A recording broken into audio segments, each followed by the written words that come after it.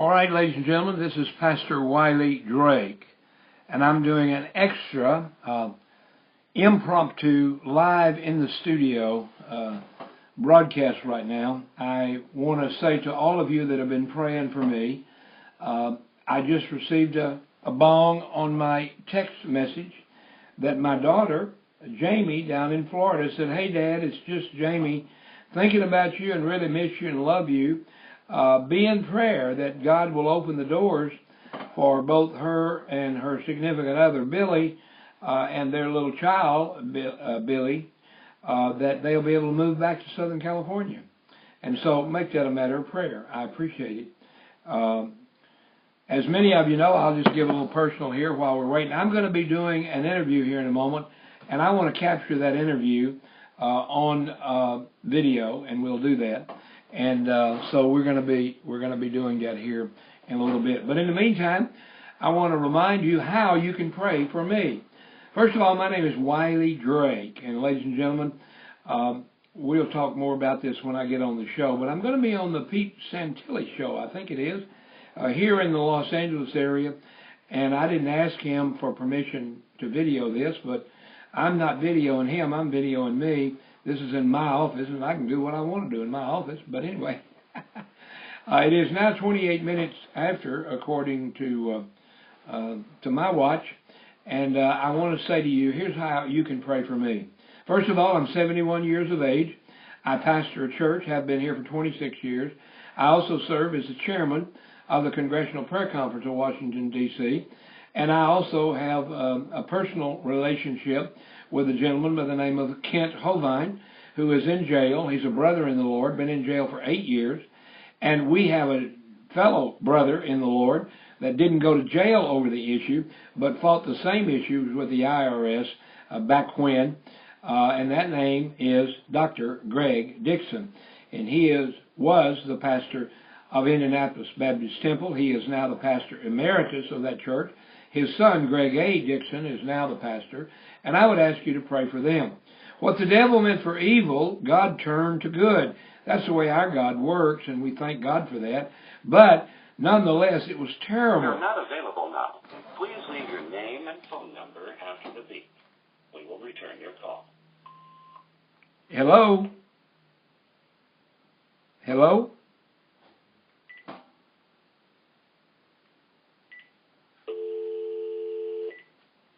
Well, that may have been the guy calling me to get me on the air, but they'll just have to call back.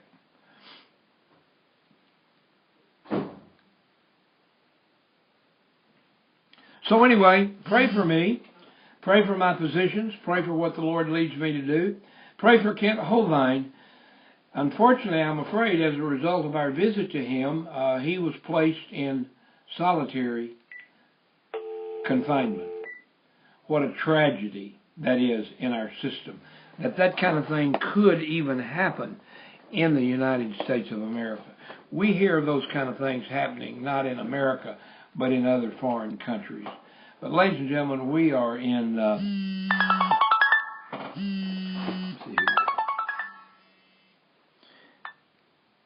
Hello, this is Wiley. Hello, Pastor Drake? Yeah. Pete Santilli, my board operator's trying to call you at the 522-7201 number. Okay, try that again, please. Okay. All right. All right, sir. Bye.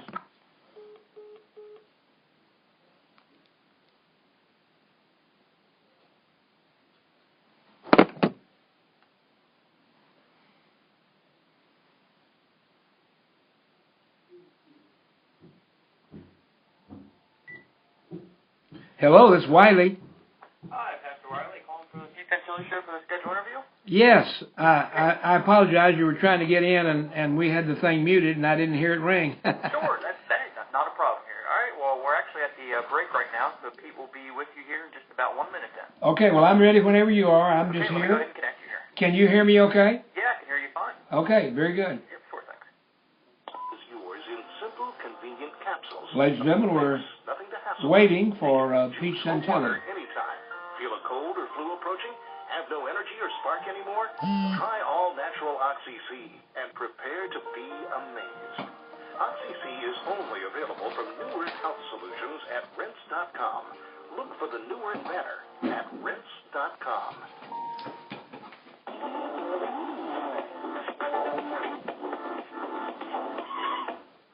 What difference at this point does it make?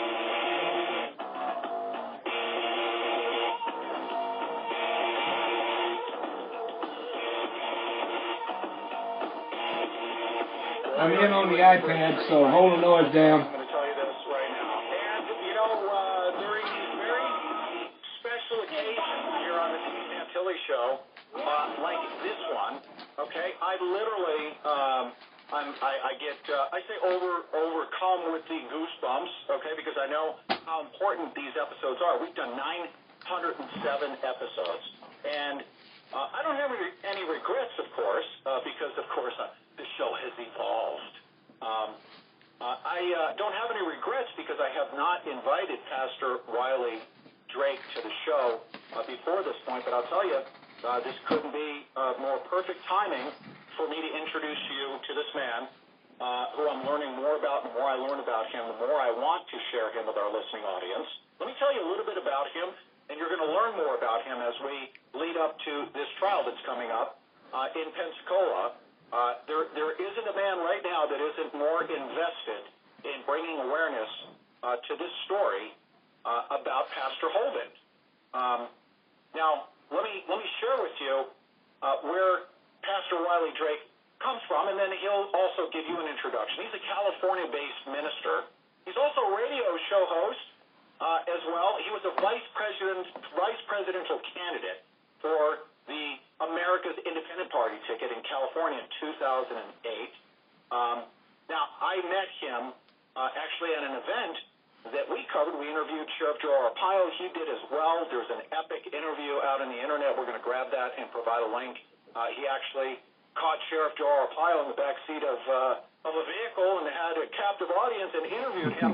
But Pastor Wiley Drake, I remember his coverage of that Sheriff Joe Arpaio meeting. We were so busy doing our work covering that event, we didn't get a chance to spend time together. But I just recently, through Pastor Manning, found out that Pastor Wiley Drake, and Alex Newman also told me that Pastor Wiley Drake is going to be covering live Pastor Hovind's trial coming up in Pensacola, Florida. Now, Pastor Wiley Drake, welcome to the Pete Santilli Show, sir. And I understand you're just back in town from visiting the Pensacola area. Welcome to the Pete Santilli Show, sir.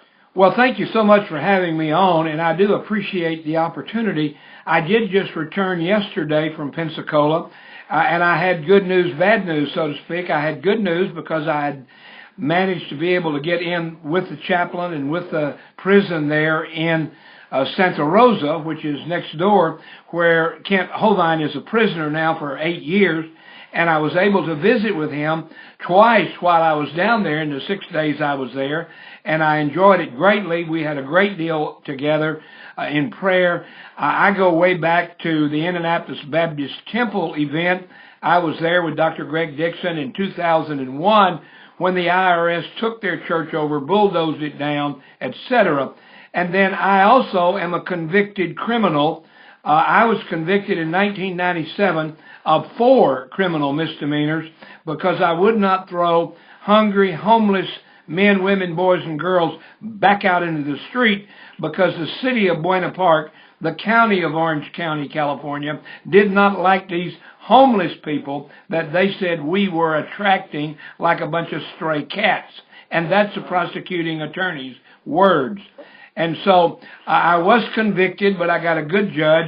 I did not go to jail. But the good news was, on this last trip, I did have the privilege to meet with Kent and pray with him and share with him, and was there at the Creation store and so forth. Now, that's the good news. The bad news is, and he is in good spirits, we had a great time together.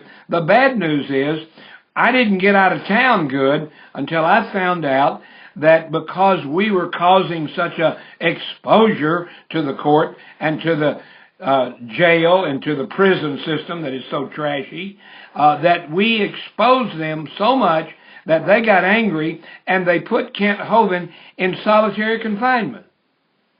As a direct result of that, so his conduct had nothing to do with his confinement in in solitary confinement, right? Absolutely not. In fact, they didn't even say he had done anything. When asked why they put him in solitary confinement, they would not even answer, as they typically do not. They don't have to. They can just do what they want to do. There should be some lawyer jumping up and down saying, you can't put a prisoner in solitary confinement just because the warden or the deputy or somebody wants to. You have to have justice, due process. They did not do due process. They simply moved him, and they've done that now more than 20 times. And I'm a chaplain. I've worked in prison ministries for years, and everybody in the system, in, out, or around it, knows that the way the system can get rid of a prisoner is keep relocating him to a different group. And that different group says, we don't like you, you're a white man, you're a black man, you're a this man, you're a that man, you're a yes man, you're a snitch, etc. And so they beat them up. And so they don't like them coming into their new social structure in their prison. And so that's how you get rid of a prisoner, is they get beat up by the other prisoners, and eventually they kill them. Well, in the effort to do that, God has protected Kent Hovind now for 8 years. But in that 8 years, he's been moved more than 24 times to different locations. Not because of safety, not because of something he did, but simply at the whim of a system that is stuck on stupid. And they have the right to do anything they want to do. They don't have to abide by jurisprudence. They don't have to abide by the rules of common decency, nor do they even have to abide by the rules of what's going on. When I went to Pensacola, for example, I was told by a deputy there that since I was an out-of-state prisoner, an out-of-state pastor, maybe there's a Freudian slip there, but because I was an out-of-state pastor, they normally only have visitation 1 day a week. But in the past, the prison has said, we will give a little benefit to those that travel in from out of state. And if you come in from out of state, if it's possible at all, we'll allow you to visit on any day. And I found out when I called and made them aware of that, they said, oh, no, that's not true anymore.